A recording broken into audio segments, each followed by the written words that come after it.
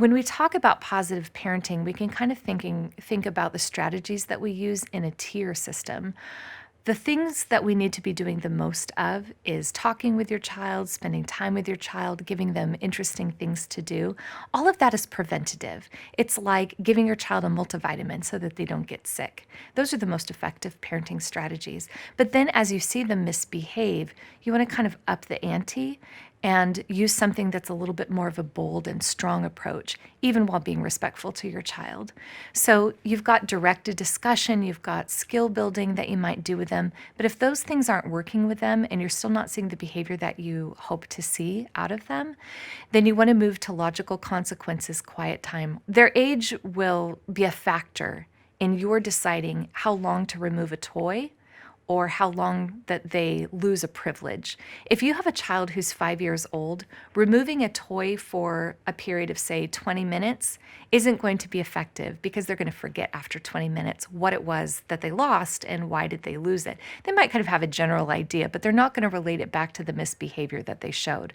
So if a child maybe is distracted from what they're supposed to be doing by a toy, you want to take that toy for just a few minutes. Kindly remove it. You don't have to remove it with a storm or torrent of words. Just say, hey, you didn't follow my instructions, so now I'm going to take the toy and I'm going to put it over here on the refrigerator for 3 minutes, and then you can have it back. If they yell and complain, you can ignore them, or if you need to, you can move them toward a quiet time and time out for that behavior.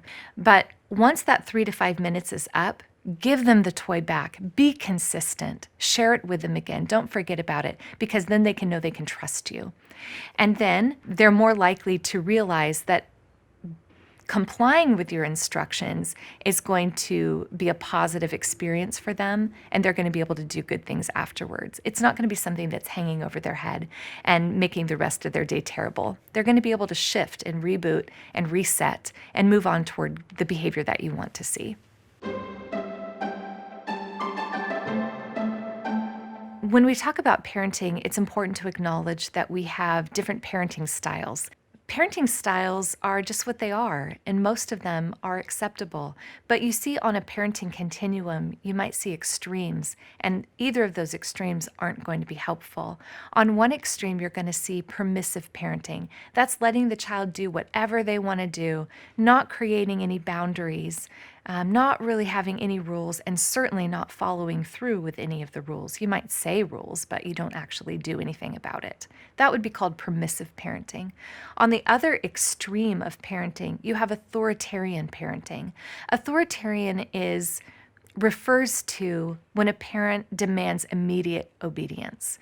When I speak, you will obey.